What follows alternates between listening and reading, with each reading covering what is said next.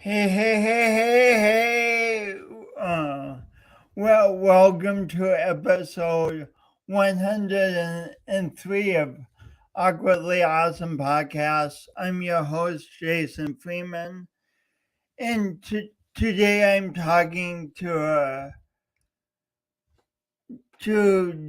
just an amazing person who's really in the heart of her career.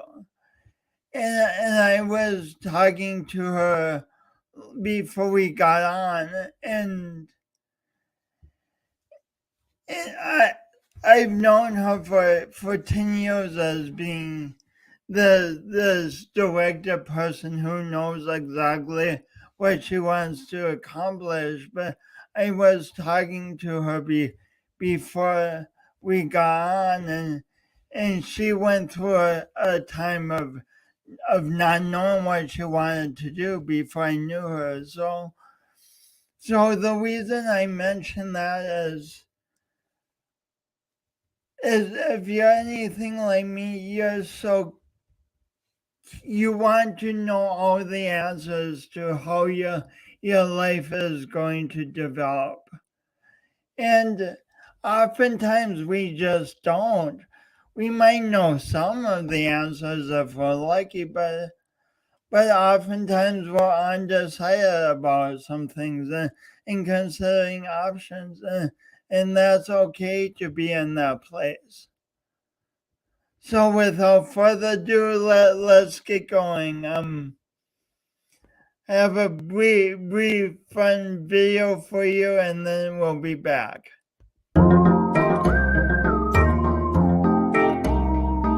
Today's guest, Heather Fenwick.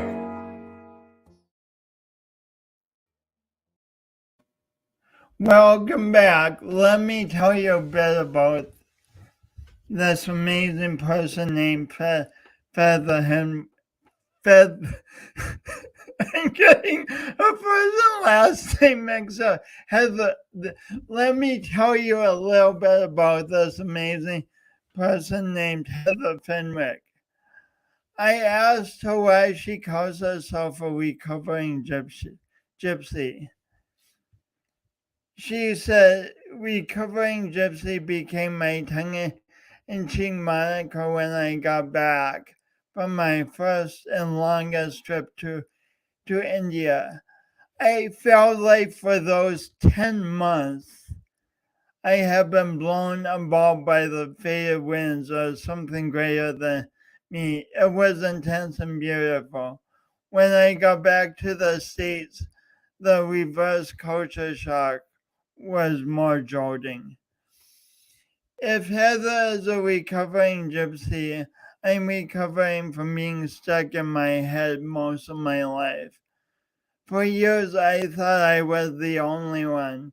Yet, as I've grown older and looked around, I've noticed that a great many people, for one reason or another, feel stuck in their heads and disconnected from their bodies, from using their body the way they want to. Luckily, there are people like Heather Fenwick, who is a brilliant San Diego-based acupuncturist and yoga instructor. I've learned so much from her over the years about developing the skills to live a vibrant life in both my body and head. I trust you will learn a great deal from her too. And now, without further ado, please welcome Heather Fenwick or Fenwick Heatherwick. Hey, Fenwick Hathaway, how are you? I'm good. People do call me Feather Henwick from time to time, actually. Oh, nice. Mm-hmm. People also call you Wick. Yeah, you call me Wick. Tim says hi from Pennsylvania. Hi, Tim. I'm from Pennsylvania too. Yeah, where did you grow up, Heather? Just outside of Harrisburg, Pennsylvania. Tim agrees. I want to know all the answers. That's why I came to your show. Thank you much, my friend. So, speaking of growing up, Heather, what did you want to be? If I had asked the cute little Heather Fenwick what she wanted to be when she was 7, what would she have said? Yeah, when I was 7, I wanted to be a marine biologist. Because I was obsessed with dolphins. I'm actually still obsessed with dolphins. And I wanted to have one in my backyard. So I thought the best way to do that would be to become a marine biologist and then to just keep a pet dolphin in my backyard, like in a pool.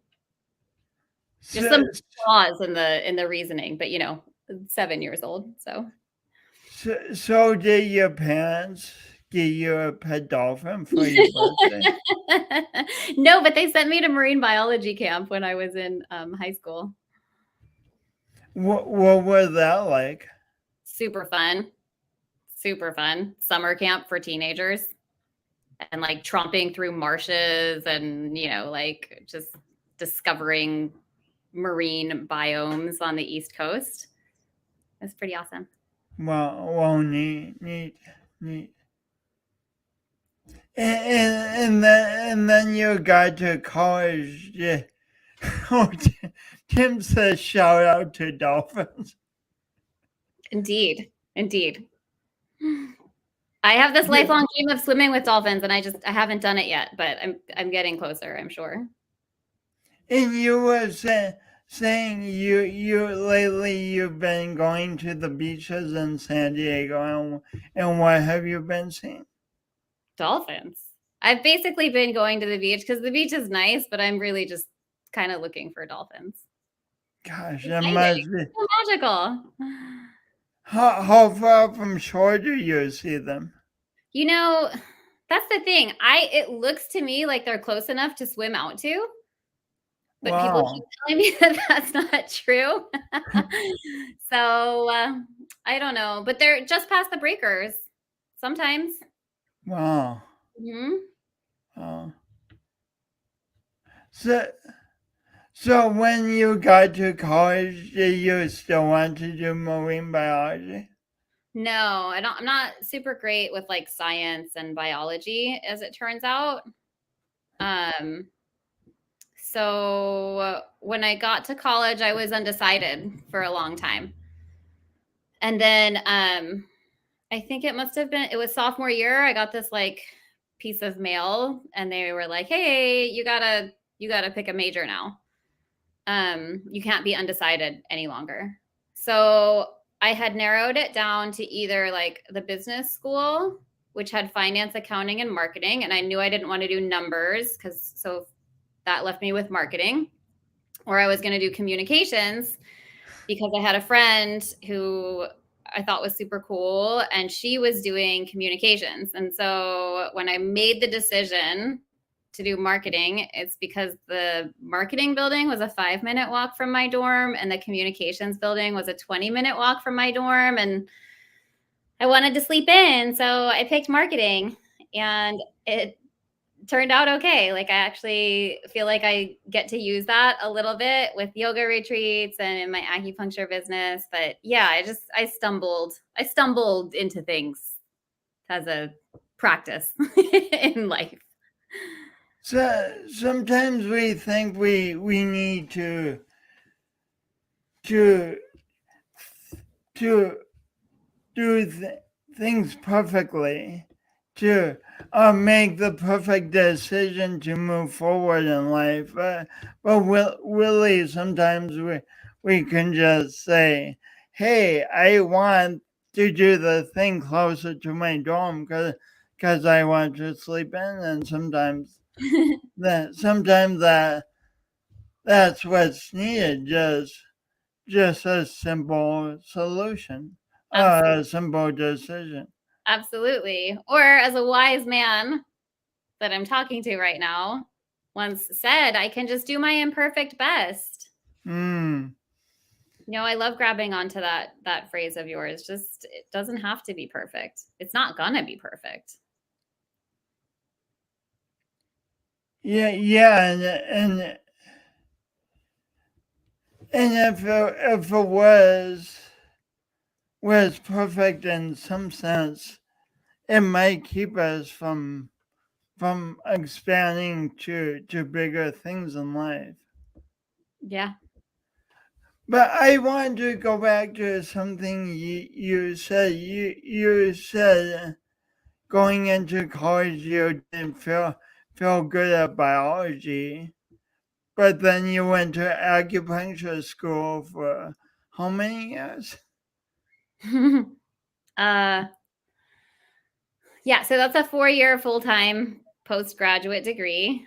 But it took me 8 years because I wasn't sure I wanted to do that either.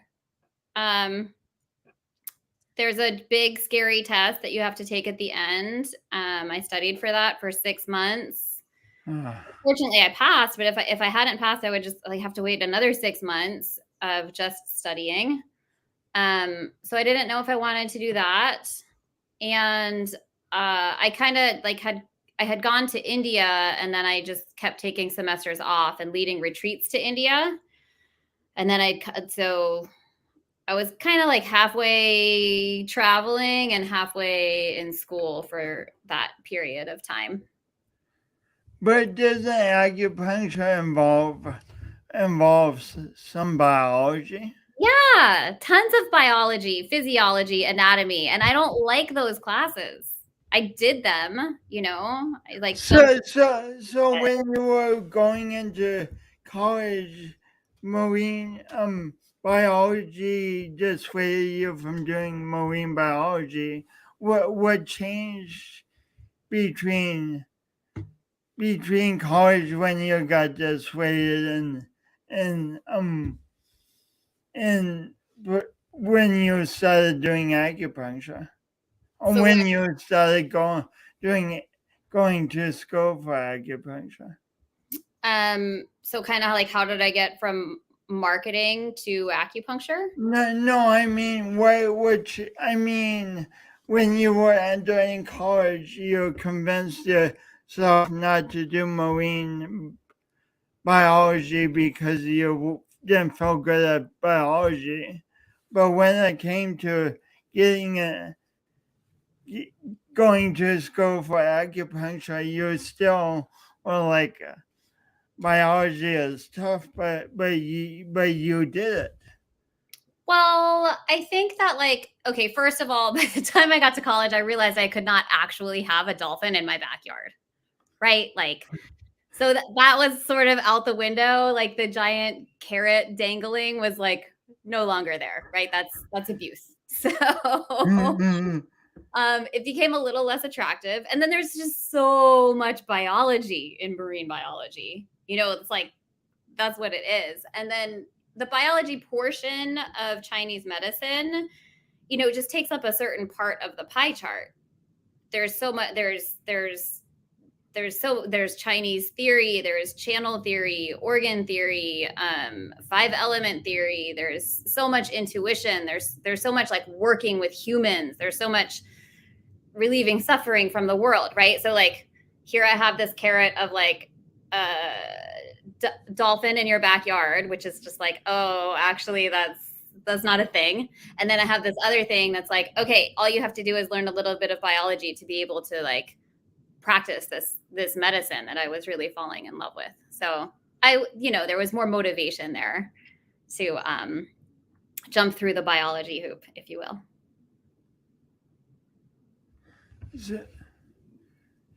More motivation you saw.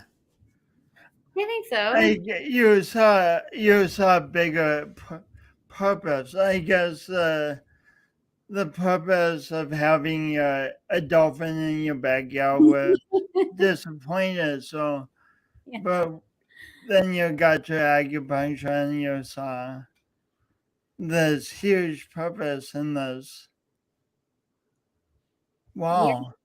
Yeah. Wow. there's so much to get into here. I love your questions, Jason.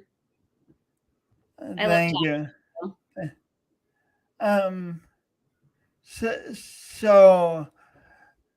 So you chose marketing, and you did that, and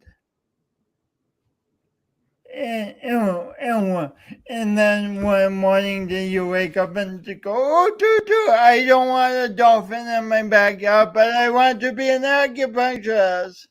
And did it all come together? Just like that. Toot toot. No, no, of course there were a lot of steps that happened. Right. So I would say when I graduated from university, the end all be all, like the best marketing job that you could get, the coveted position was becoming a representative for Pfizer. Do you want to fix that? Tim, you're still on. Can you hear us? I can hear you. I don't know why. Angela, I'm not sure why you can't hear us. Can anyone else hear or not hear Jason? Yeah, please chime in. So I guess we'll just continue until we know more. Okay. So when you were what was I talking? When you were graduating from college, the coveted marketing. Oh yeah, yeah. So they were basically grooming us to become pharmaceutical sales reps for Pfizer, and I interviewed with Pfizer and got a job offer in Palm Springs, but I didn't want to live in Palm Springs, but because they said that San Diego was kind of like a reward, so I couldn't start working in San Diego.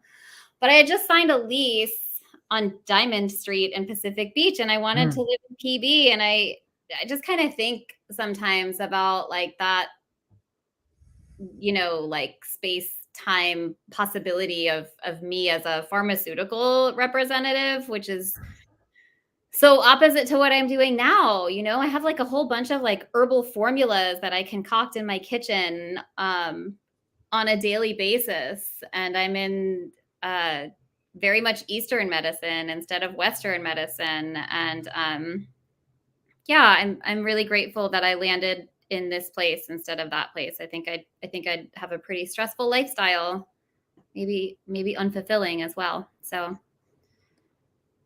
how did you know? Let's back up for just a sec. How did you know you wanted to get to San Diego?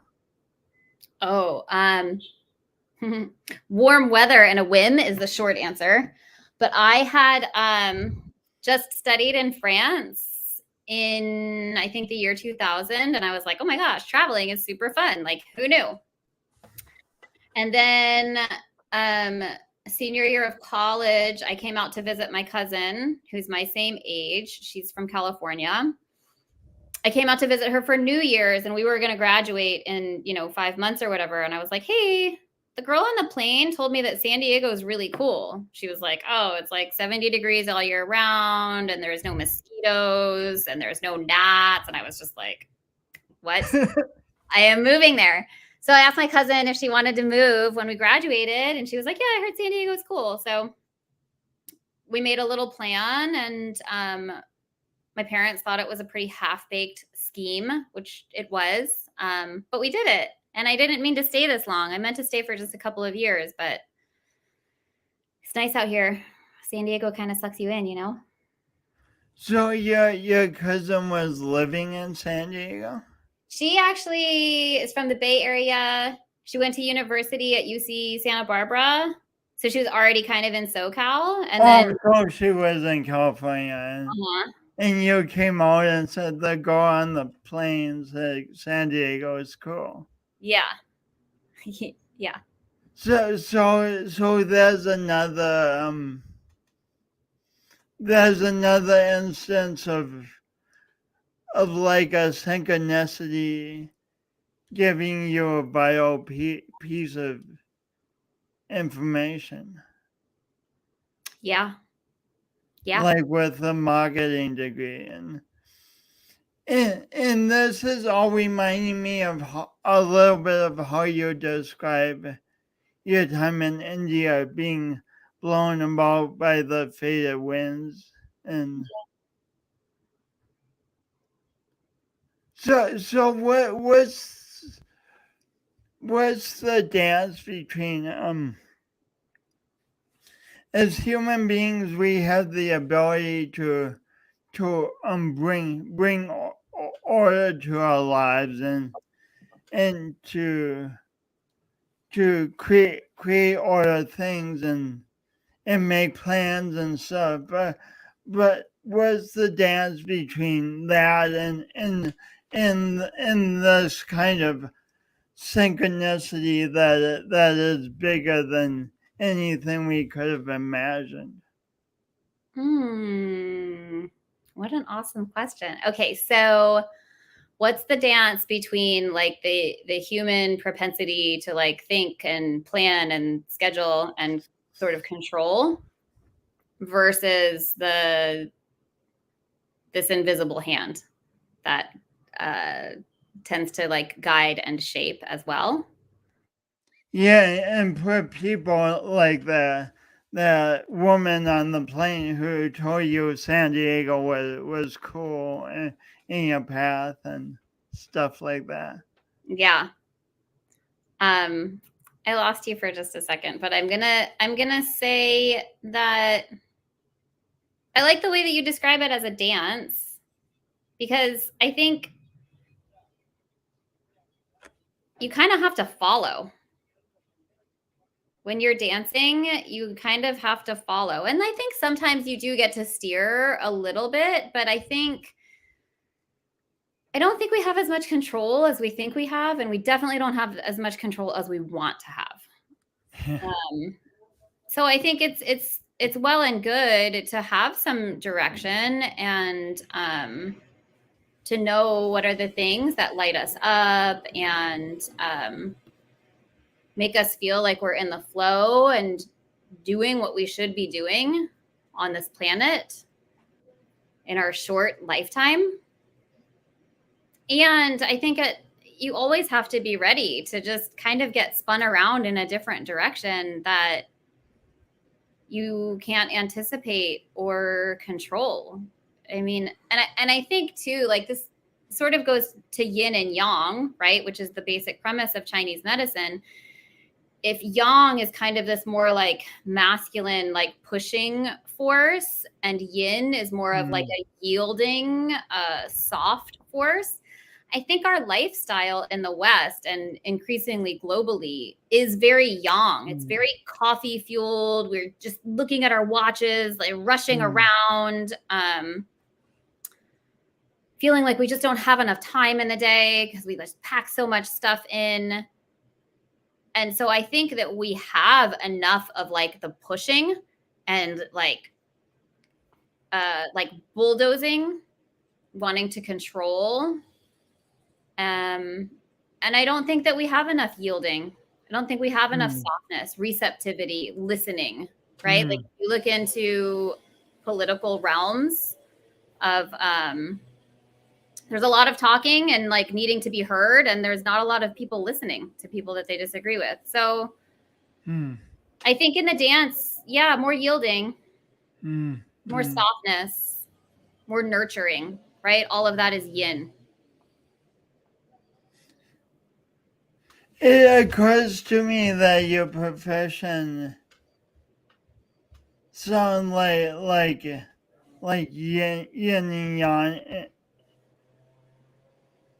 Yin and yang energy. Yeah. People say yang, but it's yang. Yang. I mean, because you had to study this for 8 years, and it's I could have studied it for 4, but yes, I did study it for 8. And it's a lot lectures and textbooks and practice and just and a big test, a lot of going. Hmm. But then how does yin interplay into an acupuncture session? Or I guess how do they both dance together in an acupuncture session? In an acupuncture session? Yeah, I kind of changed my question. Yeah, because the Well, acupuncture. I guess let's first talk about when you learned how to yin and yang play within your schooling. It was pretty depleting. Like Chinese medicine was supposed to be taught just like yoga at the foot of a master for years and decades. So to condense it into a 4-year program and then put a really rigorous exam at the end of it is a very westernized version of how to teach this. Just like yoga teacher trainings are a westernized version of how to disseminate the information. I think it's necessary. I don't have time to show up on somebody's doorstep for 10 years and then maybe be given the tools to heal. So I get it. And I think we need it to be that way, but it's a pretty depleting part of life. Being a student, you're just working your ass off and then you don't have any money to like a weekly massage would have been really nice, but I didn't, have money for that. Fortunately, I was getting acupuncture. So I would say that would be like the more repleting or tonifying or nurturing part of my schooling. And then yin for an acupuncture treatment. Well, there's a lot of stillness, right? When you lie down with the needles in and there's like a retention for several minutes, I don't know, like 10 or 15 minutes. Stillness is yin. You are like receiving a treatment. That's also very yin. And then certain points that we do as well, tonify kidney yin or spleen 6, I've talked about in workshops too, is a really tonifying, strengthening, like motherly point. That like certain points I think of like this is like a hug. This is how you make the body feel just held. So, and it's so encouraging that people are turning to practices like yoga and acupuncture because they realize that the pendulum has swung so far to one side.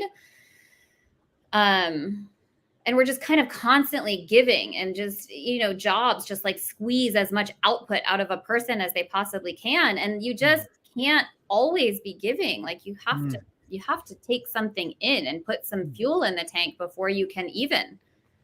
So, yeah.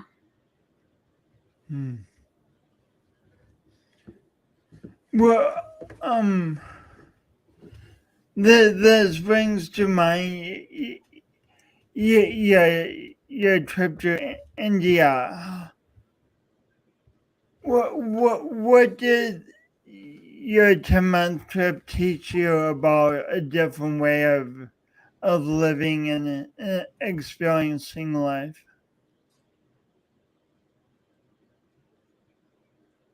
So many things, Jason. So I had just completed my first yoga teacher training and I learned all these yamas and niyamas, right? Like about santosha, developing a sense of contentment from within, regardless of the external circumstances. That's huge, right? Ahimsa, nonviolence, satya, telling the truth, ishvari pranidhana, surrendering yourself to something that's greater than you. And India is a super different beast, everything feels a little upside down and backwards over there. The way that they live, the way that they believe, the way that they worship is all really, really like diametrically opposed to the way that we do things over here. So I kind of always feel like when I go to India, I have to take my brain out of my head and flip it upside down and put it back in my head. And then I'm like, okay, now I get it, you know? But talk about this sense of yielding, and there's a power that's greater than you. I would have these plans to do things, and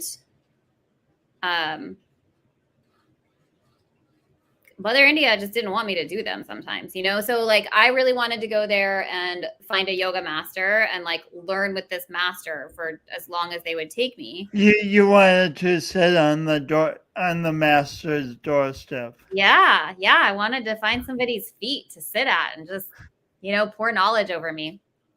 And I went to this yoga ashram in Kerala. I take my yoga retreats to this ashram to this day. But I remember going there and being like, I don't really like this ashram. Like, it's too strict or something like that.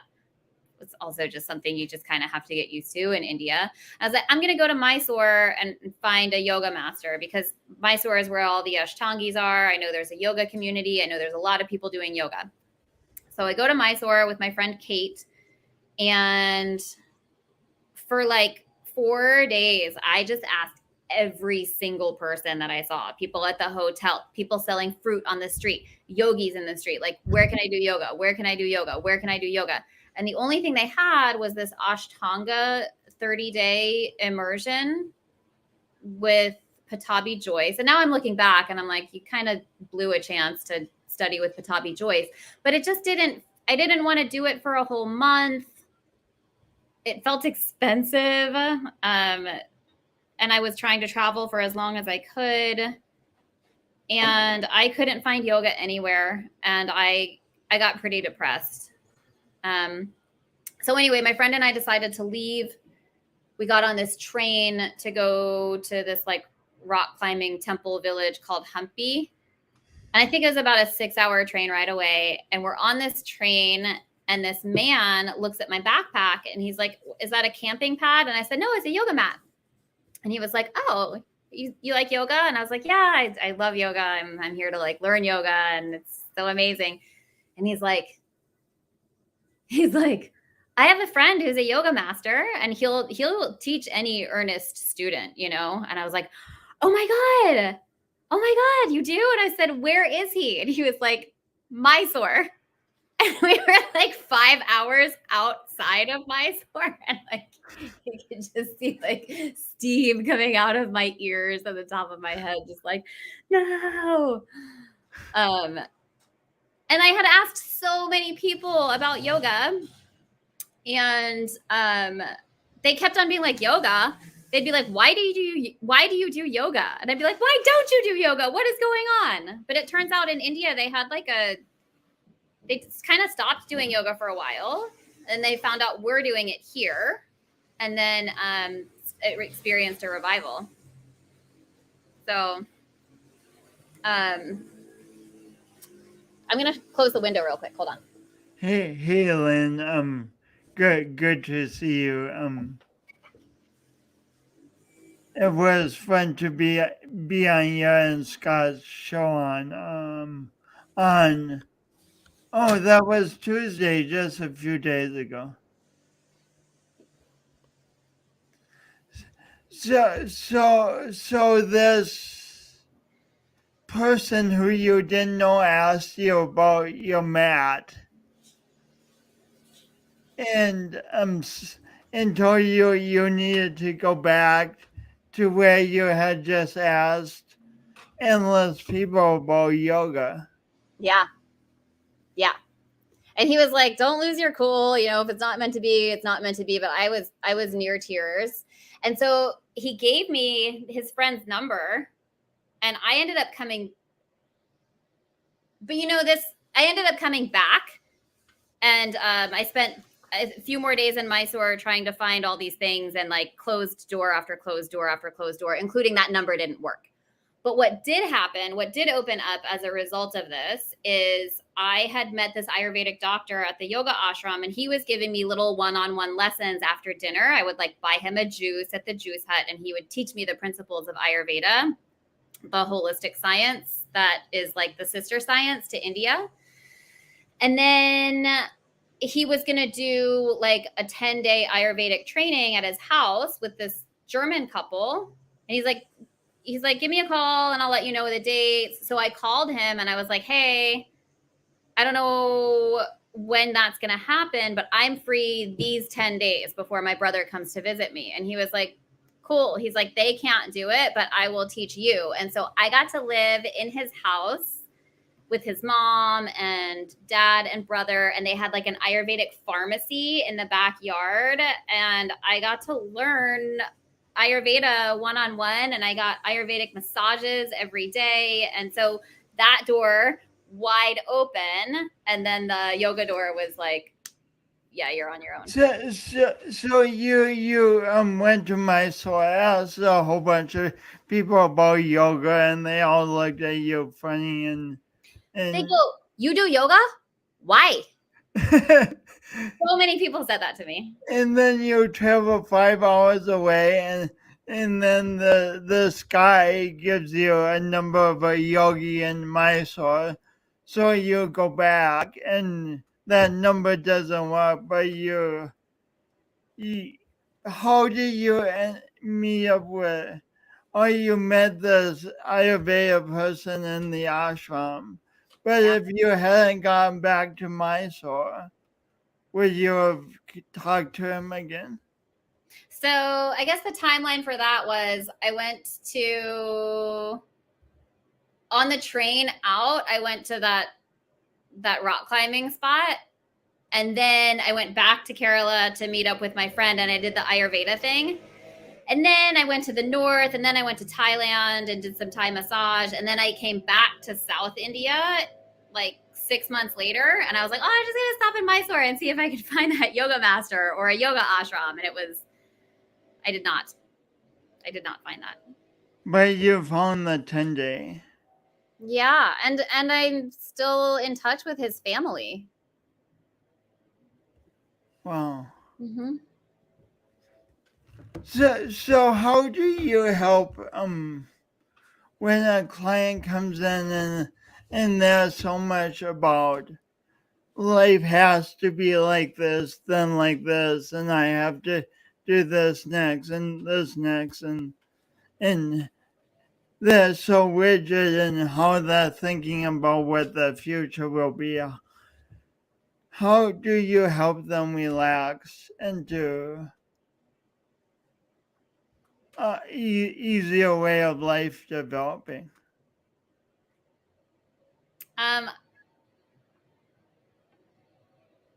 Well, that's another great question. I mean, all of acupuncture will tone down your sympathetic fight or flight nervous system and boost your parasympathetic rest and digest. So once you get into parasympathetic, things start to move, flow, heal, mend, inflammation goes down, all the good things happen just as a result of an acupuncture treatment.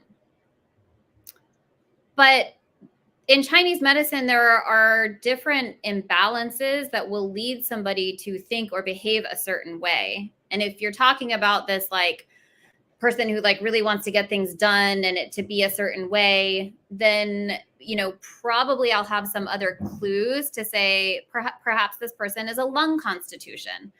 And the lung constitution relates to the metal element.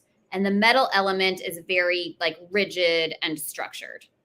So we'll do some lung points for that person. They could also be imbalanced in the wood element, which relates to the liver and the gallbladder. This is about vision. It relates to the eyes. And, planning is part of the liver's job. We call the liver the general. It's like this, you imagine it to have this like battle plan for how things are going to go, which we all do. But if the wood element is out of balance and something, somebody throws salt in your game, or, your path can't go quite the way that it wanted to, and you flip out, you're too rigid, right? You want wood to be able to bend a little bit. So Mm. for those people, there'll be other questions that point more towards liver or point more towards lung, or maybe it's both. It could be another organ system as well. But I'll definitely be working on the liver channel in those cases. So but yeah, I mean, can I say that, like, you have come to me for acupuncture, and can I Yeah. ask you, like, what do you think of that question, or like, how do you feel as like a patient who has received acupuncture?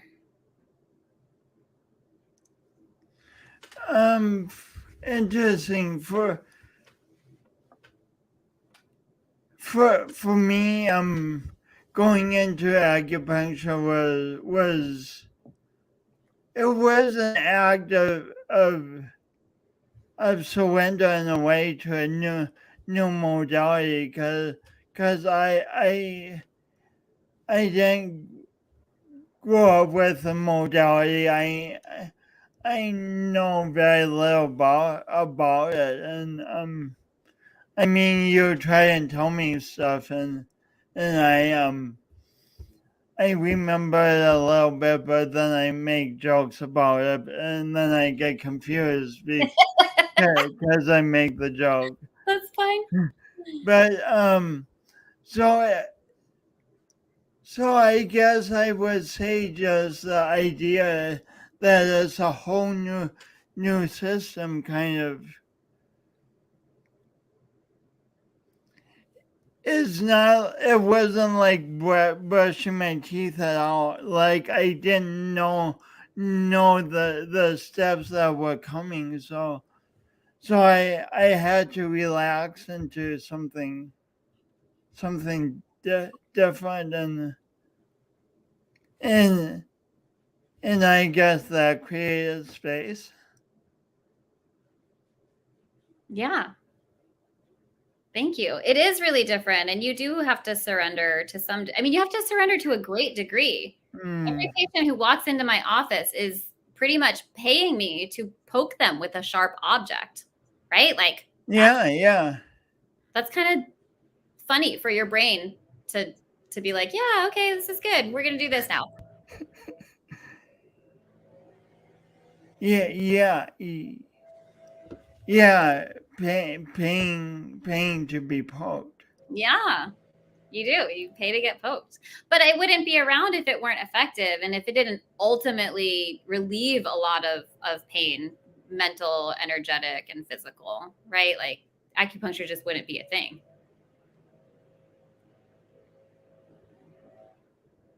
This is I hadn't expected the conversation to go this way, but We can go wherever you want to go. but when we're in pain, sometimes it seems like we think we know all about it. I have this pain in my arm, and it's always going to be this way, and it's never going to change, and we may make all these rigid assumptions about the way life is, but something like acupuncture, I think, starts challenging those rigid mental frameworks and opens up space for new ideas and for energy to flow differently. And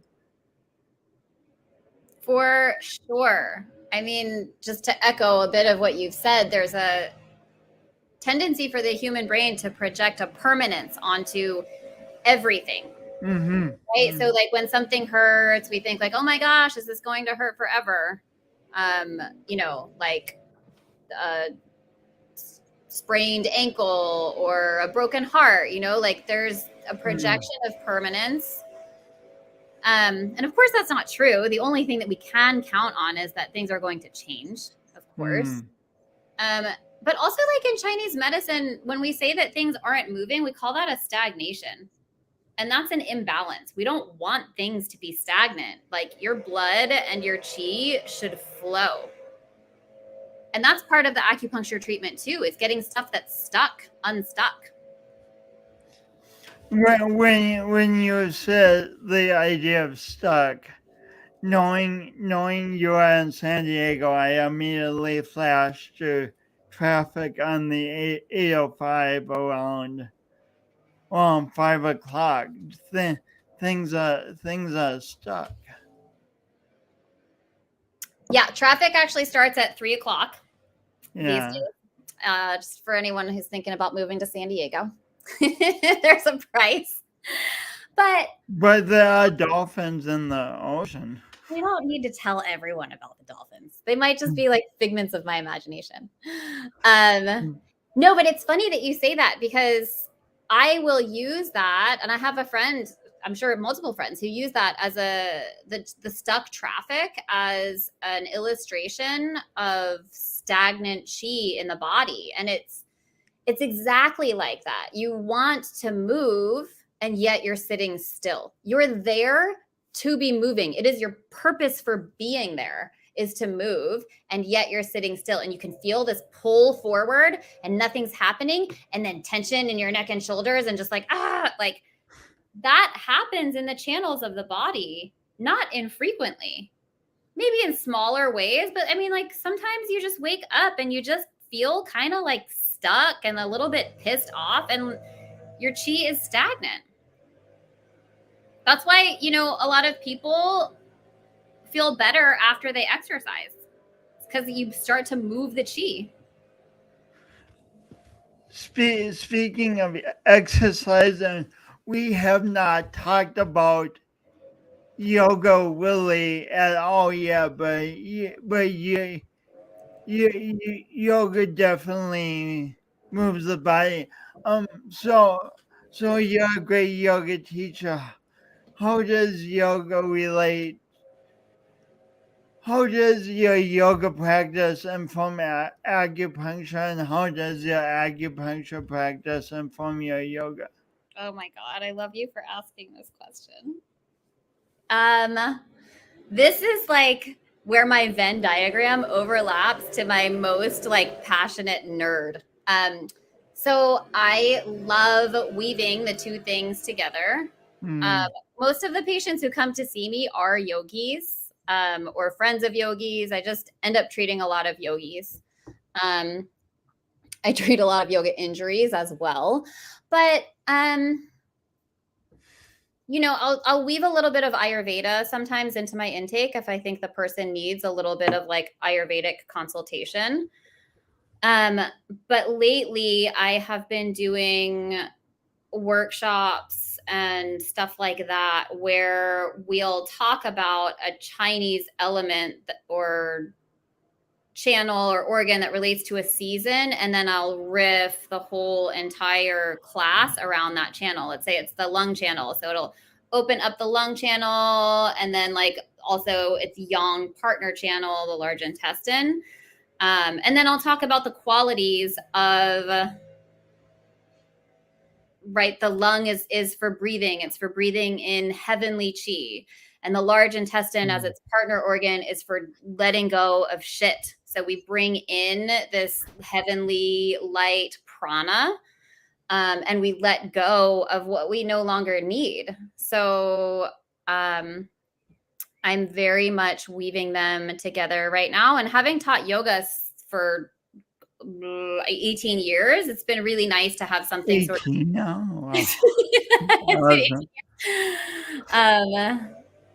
It's and nice for everyone who hasn't taken Heather's yoga class, her classes are awesome.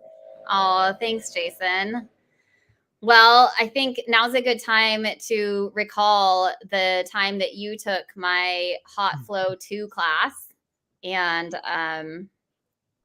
yeah, I'm always telling people, I think one of the hardest parts about being a yoga instructor, especially when you're teaching like a multi-levels class, is to get people to take the easier option, because we can't it's not in that nature, like that yang nature of like, Yeah, we want to go, go, go. oh yeah, he's binding, I can bind, or like my body did that yesterday, I can do it again. And it's just all this like, I can do it, but doesn't mean that you should.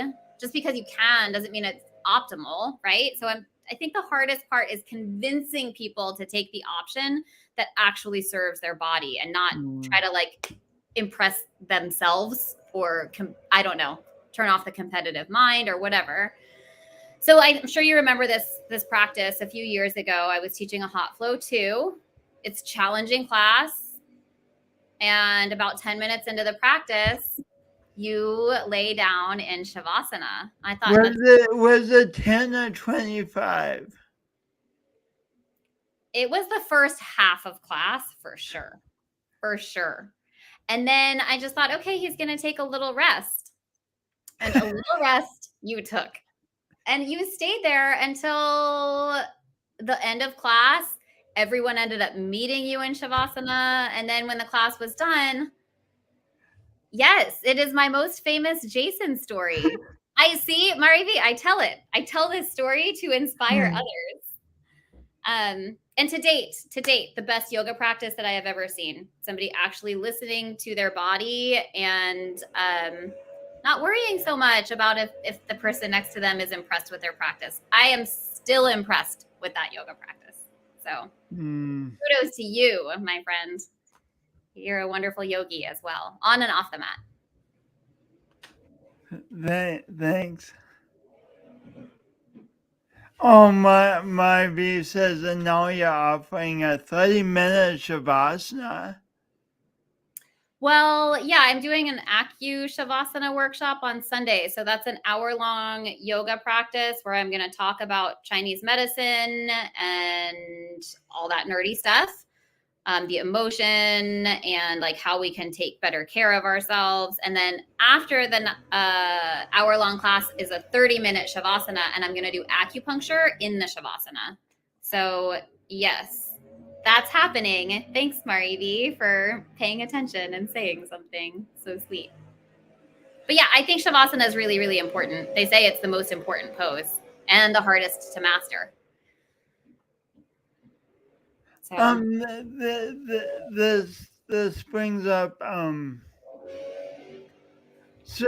something I talk about frequently, and that's doing your imperfect best.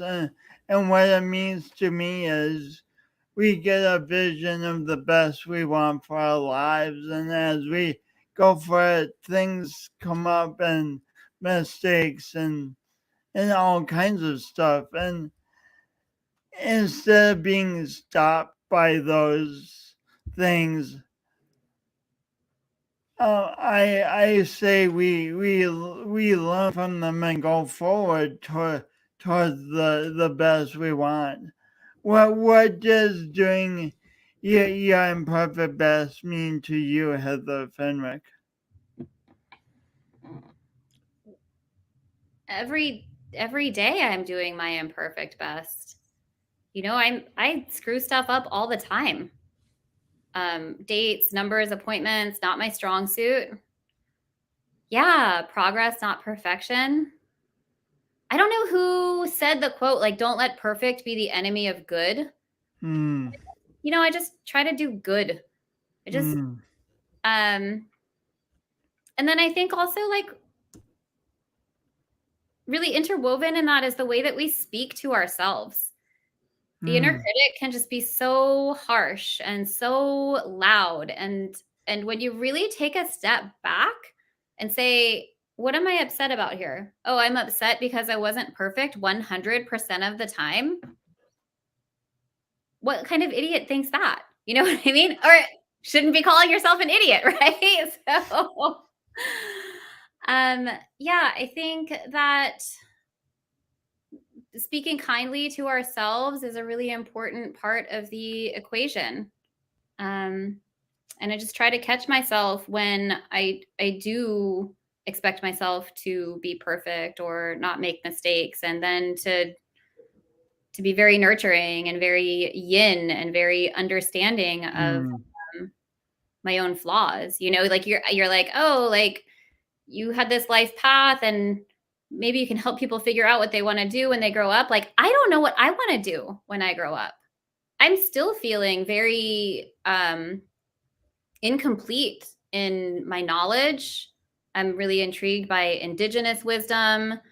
I'm really intrigued by selfless service to the community. I think that those are going to be big steps at some point, or like part of the path if I'm supposed to go there, but I'm really interested in learning and growing and morphing a little bit more as the universe sees fit. We'll see where it ends up. This is so exciting. Sometimes when someone has a big degree, kind of like you have the acupuncture degree, kind of think, oh, they're done having to learn things or wanting to learn things, but to constantly want to learn. Yeah, I've just scratched the surface of Chinese medicine. I should have studied at the feet of a master for like 20 years. Mm. And then, with yoga, I've been practicing yoga since 2001, maybe. But like, I don't think I'll ever be an advanced yogi. I will always be an intermediate yogi. Mm. And that's exciting because there's always more to learn. Totally. So just two more questions as we wrap up.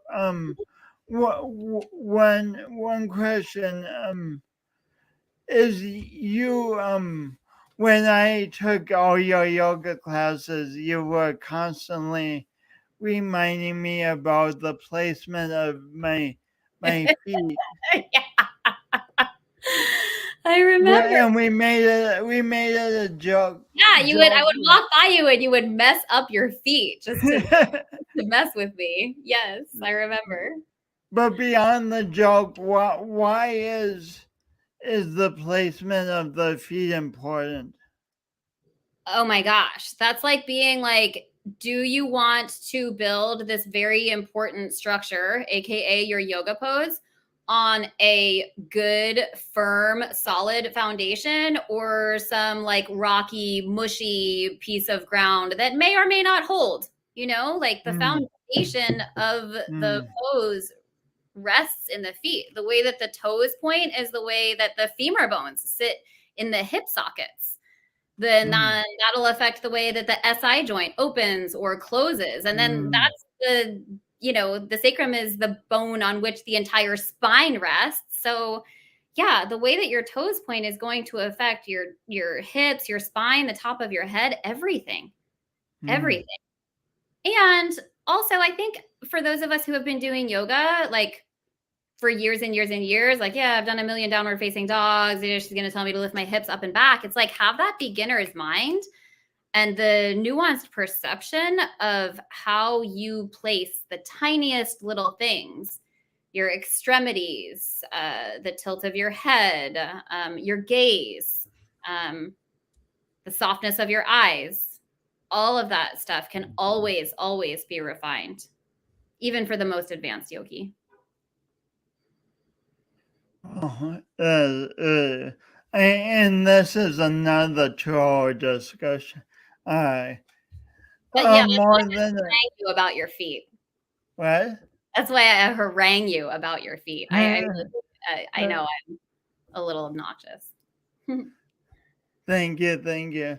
So, last thing, like you do so much from acupuncture to yoga to doing retreats. What's the best way for people to get a hold of you? Oh, my website, recoveringgypsy.com, has my email address on there.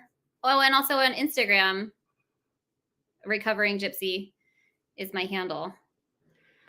And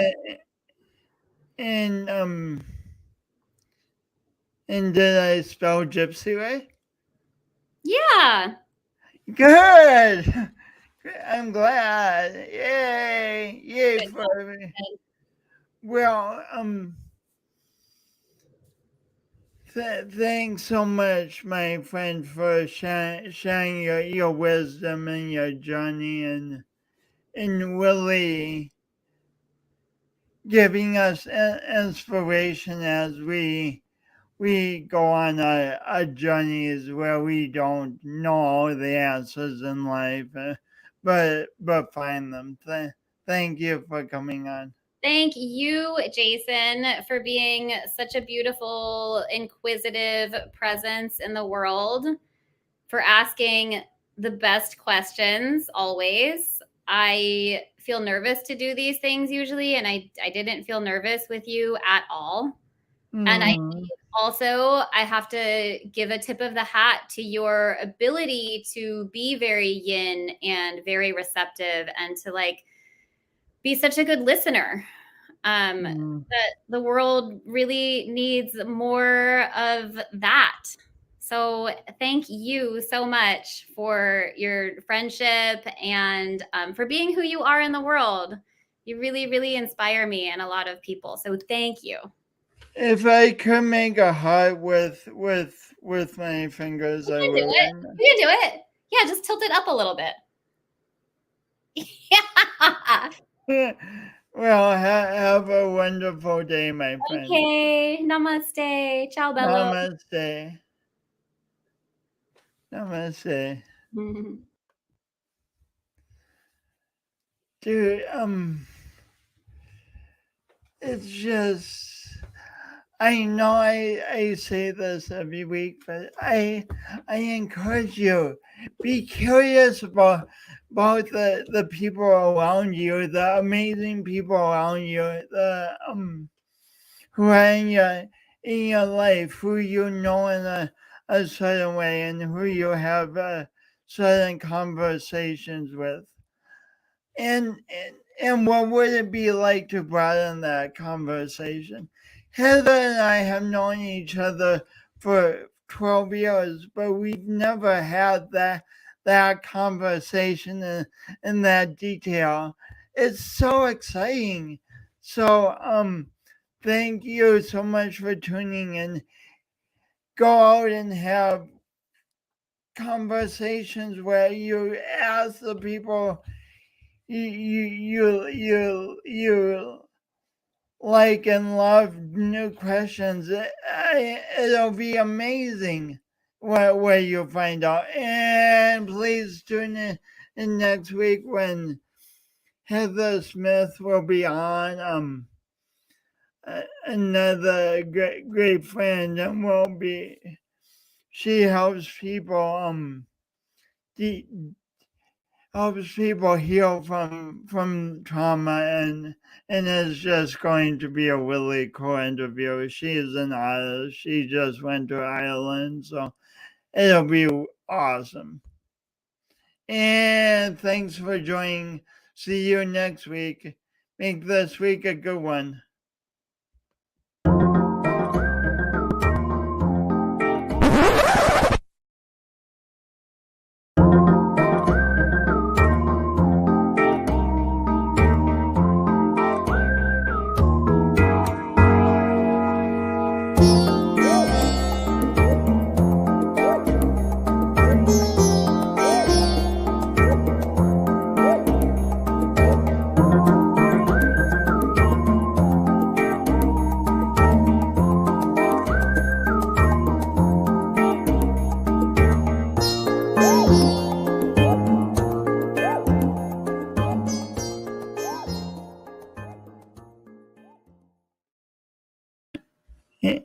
And broadcast. Talk to you later.